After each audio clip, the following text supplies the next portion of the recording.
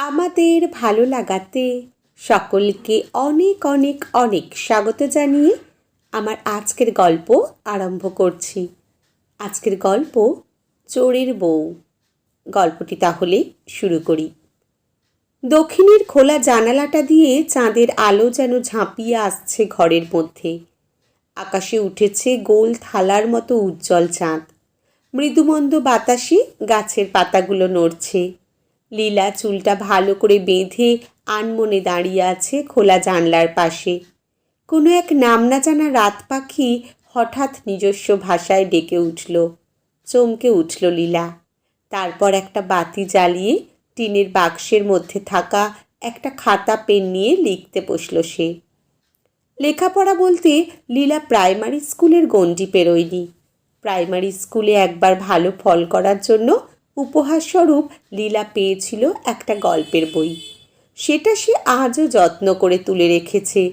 পড়তে পড়তে গল্পগুলো মুখস্থ হয়ে গিয়েছে, কিন্তু মন খারাপের সময় লীলা ওই গল্পের বইটা নিয়েই বসে পড়ে এখনও। লীলার ইচ্ছে ছিল অনেক লেখাপড়া করার, কিন্তু সবসময় ইচ্ছে থাকলেই তো আর উপায় থাকে না। বাপ মা হারা লীলা কাকা কাকির কাছেই মানুষ। লীলার বাবার নেহাত কিছু কম ছিল না। একটা ছোট মুদির দোকান, 2 কামরার ঘর, কয়েক বিঘা জমি সবই ছিল। লীলার বাবা মায়ের মৃত্যুর পর লীলার সাথে সাথে লীলার বাবার সব সম্পত্তির দায়িত্ব নিয়ে নেয় লীলার কাকা জগদীশ। কিন্তু পাছে লীলা লেখাপড়া শিখে তার বাপের সম্পত্তির ভাগ চায়। এই ভয়েই লীলার লেখাপড়া বন্ধ করে তার বুদ্ধিমান কাকা তাকে লাগিয়ে দেয় তার খিটখিটে কাকির রান্নাঘরের সহকারী হিসাবে। তার কাকার ছেলে মেয়েরা লেখাপড়া শিখলেও লীলার আর বেশি দূর লেখাপড়া শেখা হয়নি। তাই লীলাকে গ্রামের সবাই খুব ভালোবাসে। লীলা যেমন মিশুকে তেমন মিষ্টি মেয়ে। লীলার কষ্ট আর তার উপর হওয়া অত্যাচার দেখে অনেকেই প্রতিবাদ করতে চেয়েছে, কিন্তু লীলার কাকা চতুর, সাপ বলে দিয়েছে, দাদার মেয়ে মানে লীলা তো আমারও মেয়ে। তাই নিজের মেয়ে শাসন করা আর ভালো মন্দ সিদ্ধান্ত নেওয়ার জন্য কি আমাকে পাড়ার লোকের কাছ থেকে অনুমতি নিতে হবে নাকি? লীলা সবসময় ভাই বোনদের বই নিয়ে পড়তে চাইতো, আর তা দেখলেই তার কাকি চেঁচিয়ে বাড়ি মাথায় তুলত। তখন লীলার বয়স 15। লীলার কাকা লীলাকে শহরে ঘুরতে নিয়ে আসার নাম করে নিয়ে আসে শহরে।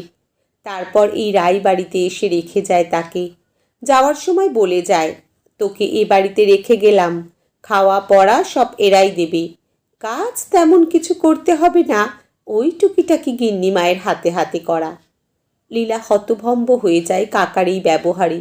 কান্নাকাটি করে বাড়ি ফিরতে চাইলে কাকা রক্তচক্ষু দেখিয়ে বলে, ধাড়ি মেয়ে, ঘরে বসে কাঁড়ি কাঁড়ি গিলবি সেটি হচ্ছে না, খেটে খা। আমার ঘরেও একটা মেয়ে আছে, তার বিয়ে দিতে হবে। তুই ঘরে থাকলে ওর বিয়েও দিতে পারবো না, লোকে নানা কথা শোনাবে। বলে চলে যায় লীলাকে রেখে। লীলা প্রথম প্রথম খুব কান্নাকাটি করেছিল, তারপর আস্তে আস্তে মানিয়ে নিতে শুরু করেছিল। লীলার থাকার জায়গা হয়েছিল চিলেকোঠার ঘরের ভাঙাচোরা জিনিসের মাঝে একটা ছোট তক্তপোষে। বাড়িতে লোক বলতে রিটায়ার্ড রায়বাবু আর তার স্ত্রী। এক ছেলে বিদেশে থাকে, বছরে একবার আসে। রায়গিন্নির যাবতীয় সাহায্য আর ঘরের কাজ করে লীলা।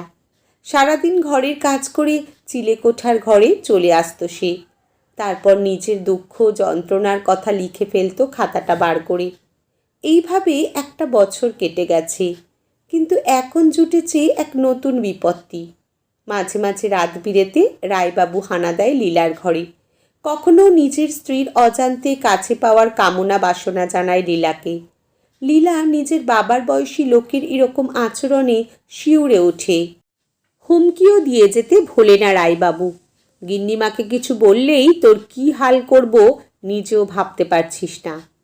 মাঝে মাঝে লীলা ভাবে পালিয়ে যাবে সে ওখান থেকে, কিন্তু কোথায় যাবে ও?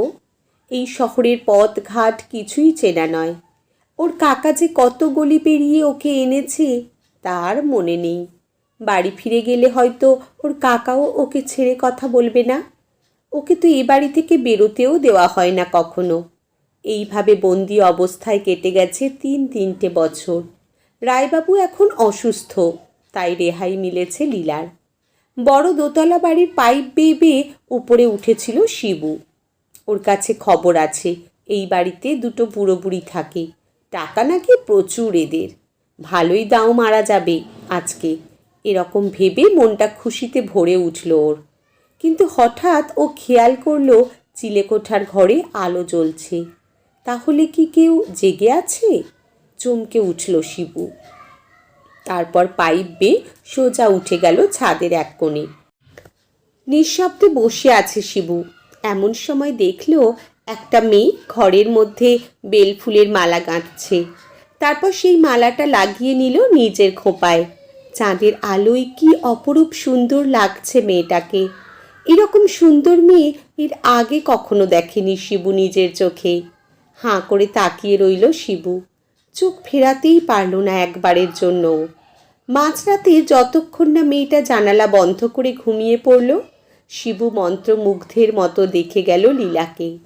সেদিন আর শিবুর চুরি করা হলো না, খালি হাতেই ফিরে গেল সে। এরপর প্রায় প্রতিদিন শিবু আসতে লাগলো লীলাকে দেখতে। প্রায় 1 মাস কেটে গেছে। এর মধ্যে একদিন শিবু লীলার লেখা খাতাটা হাত সাফাই করে পড়ে ফেলেছে তার জীবনের করুণ কাহিনী। একদিন গরমের রাতে লীলা ছাদে পায়চারি করছিল। সামনে একটা গোলাপ হাতে হাজির হলো শিবু। লীলা চেঁচাতে গেলেই হাত দিয়ে ওর মুখ চাপা দিল শিবু। তারপর আস্তে আস্তে জানালো তার মনের কথা। এরপর শিবু এসে গল্প করে লীলার সাথে।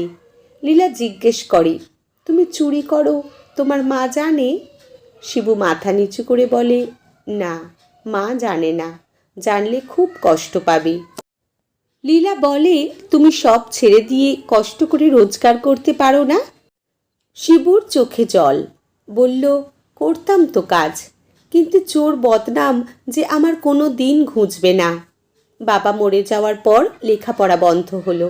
ছোটবেলায় খিদের জ্বালায় কখনো দোকান থেকে খাবার চুরি করে, কখনো কারো বাড়ি থেকে ঘটি বাটি চুরি করে সেই টাকায় পেট ভরিয়েছি নিজের আর ভাই বোনদের।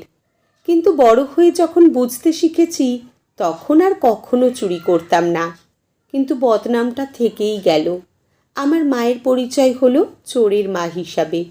আর কারো বাড়ির চুরি হলেই বিনা দোষে আঙুল উঠত আমার দিকে। তারপর চলে এলাম এই লাইনে। রাগে দুঃখে বদনামটাকেই পেশা বানিয়ে নিলাম। আমার মতো অনেক ছিচকে চোর আর আমি একসাথে থাকি এখানে।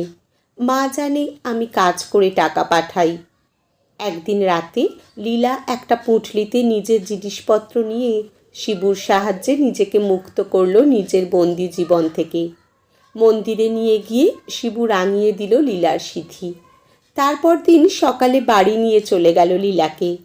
শিবুর মা লীলাকে বুকে টেনে নিল, বরণ করে ঘরে তুলে নিল লীলাকে। শিবু এখন নিজের বাড়ি থেকেই কাজ করে সংসার চালায়। কিন্তু আশেপাশের লোকের কাছে লীলা পরিচিত হলো চোরের বউ নামেই।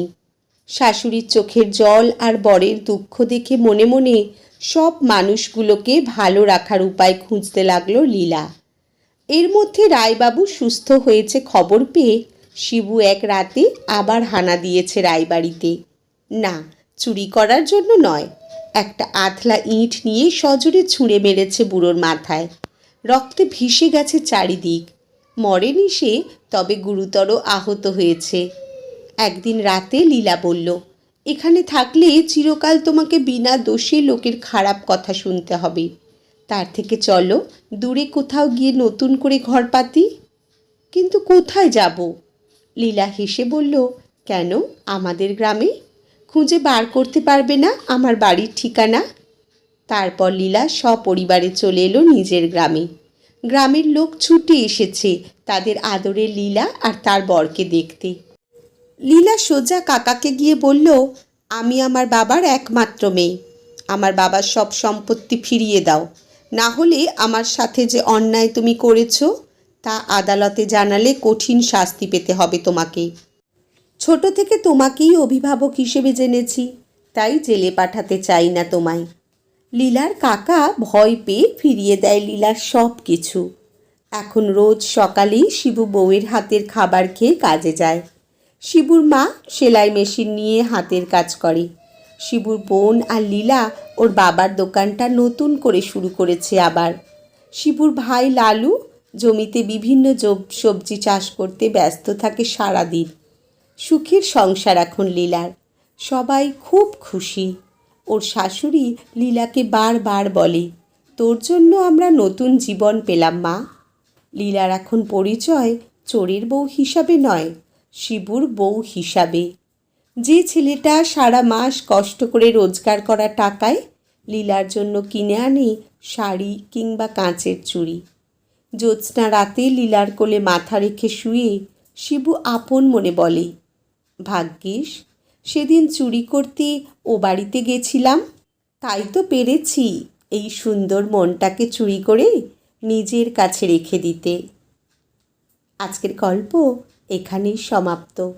কলমে শ্রাবন্তী মিস্ত্রি, পাঠে জয়তী। ধন্যবাদ।